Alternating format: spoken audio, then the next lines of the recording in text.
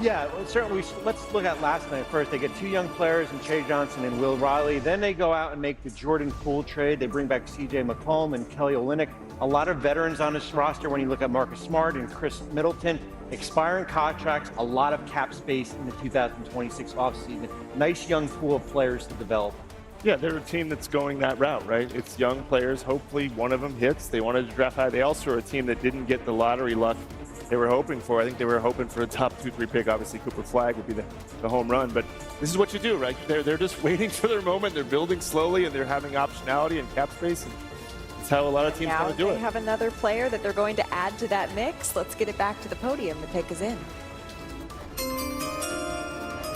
We have another trade to announce.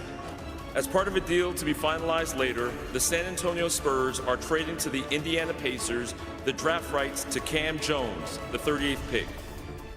With the 43rd pick in the 2025 NBA Draft, the Washington Wizards select Jamir Watkins from Florida State University. Bobby, you are a huge fan of Jamir Watkins. Well, I'm a huge fan of him on and off the court. He comes out in the draft last year. He decides to go back to Florida State, and I asked him why. It was because he wanted to graduate, to be the first person in his family to graduate. He's an electrifying defender. We saw him in Chicago at the Combine. He had 5 steals in the first half here. Long, athletic wing. He can defend right here. Certainly going to a Washington team that needs some athleticism, and he will certainly add that to that team. Absolutely. When he was a kid, he said he modeled his game after Kobe Bryant, and now he is headed to Washington, a team with a lot of youth and a lot of opportunity really ahead of them. And now it's the Oklahoma City Thunder here that are on the clock. Brian, this is really unique. Again, going to a team, a championship team, and the Oklahoma City Thunder, not only are they champions, they also have so many picks, so many assets, so much flexibility moving forward. So many players on their roster. They're actually kind of out of roster space. They traded the 24th pick last night for a future first because they didn't have anywhere to put them. They don't have free agents. They're going to return everybody, which is troublesome news for the NBA. So it wouldn't surprise me if there's a pick here that maybe is a two-way player or maybe is a pick that would be stashed overseas or developed for a while. We had such a wonderful time riding the wave of this 7-game series for the Oklahoma City Thunder that culminated, of course, in a championship in Oklahoma City on Tuesday. Shai Gilgeous-Alexander making sure the fans get to see the Larry O'Brien Trophy, the first championship this franchise has won in the city. This was the most incredible atmosphere I think I've ever been a part of. I have seen a lot of basketball, Bob, and I don't know that I've ever seen a more raucous environment than what we saw in Oklahoma City. Well, besides Oakland? I'm not going to let Oklahoma City, Malika, I'm not going to let that happen. But it was fantastic. It was wonderful. It was really, really excellent. And to be able to see, I think there's a lot of hope that people are deriving from the Indiana Pacers run. People are saying if Indiana can do it, anyone can do it. On the other hand, folks are looking around at Oklahoma City, to Brian's point, and saying this could be a team, I'm guilty of it again, that we could see for years and years to come, and uniquely so. Yeah, and well, if we haven't learned anything, like you said, we are guilty of it. We thought Boston. A lot of people presumed Boston would win it last year, which they did. They'd win it again. They keep winning it. But now, not only did they not win it, they're in the process of kind of tearing the thing down a little bit, which is what they had to do because the second apron. This Oklahoma City team does have the advantage of youth, right? Young teams usually don't win the championship. It's very, very rare. Was second youngest team? Second youngest team. Yeah, to the Blazers. 77. And so where this team is different, where this team is different is that fact that they are so young and they still have a lot of really good players on rookie contracts. So they have a shot here to keep this thing going. And doesn't the draft capital they have help with that too? Oh yeah, they've got a ton of draft capital. Helps with all of it. And one of those players they drafted in last year's lottery, Nikola Topic, who was out all year, they're going to get him back. And it's basically the player they picked this year, Thomas Sorber, basically is going to replace Topic because he's coming off foot surgery. And really uniquely to the Oklahoma City Thunder, 4 second-round picks. We're not just on the roster, we're integral parts of this championship because we saw Mark Daigneault, he went to different guys at different points in every single series, Brian. Yeah, they don't just have star players, they've had star development. They've been able to build that team up, and they're going to have to continue to do that because their roster is going to get very expensive. And now their pick is in. Let's send it back to the podium and NBA Deputy Commissioner Mark Tatum, who has the selection.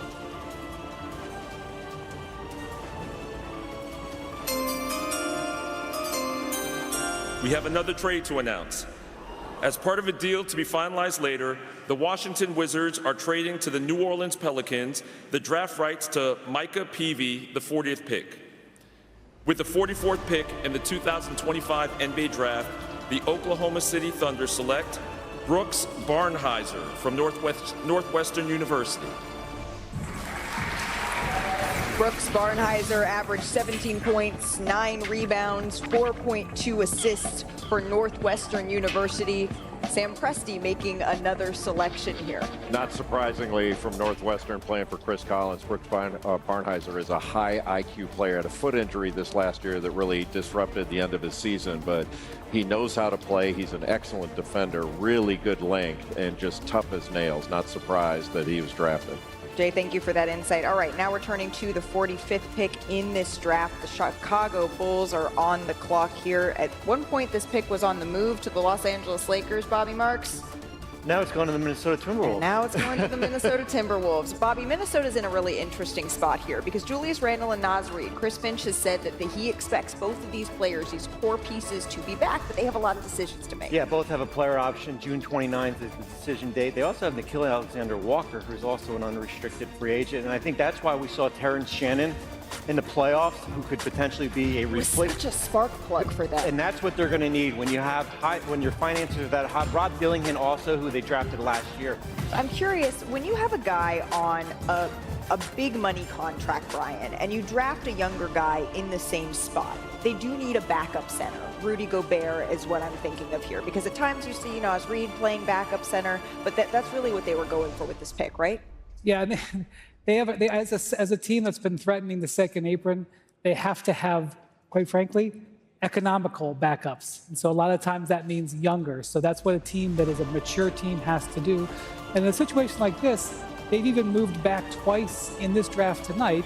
It may not seem like that big of a deal to move back from a pick like at 31 or 36, where you might have to offer a guaranteed contract, to back at this spot where you might be in two-way zone. Because at this point, a team like Minnesota is counting every penny so that they can pay the guys who are free agents. I love when coaches, they're asked about their high-priced players, and they say, I expect them to be back. and the GM goes, are you kidding? Like, what do you mean expect them to be back? Yeah, I mean, but of course, what's the coach going to say? Well, we're not going to be able to afford that guy.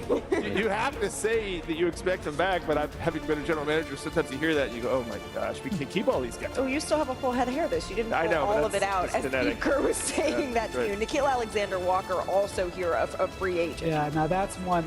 I don't think we're going to get a lot of action in free agency next week. But this is Brian, a player we got two shows. We got 5 hours of TV. Well, we're going to be talking about Nickeil Alexander-Walker because he's a guy that a number of teams have really targeted. They're not sure that the Wolves can fit him. And the Wolves made an interesting move last year. They traded Karl-Anthony Towns, but then a couple of days later, they got Rudy Gobert to opt out of his contract, redo the deal, and take the money down significantly. That was made so that they could keep more of the roster together.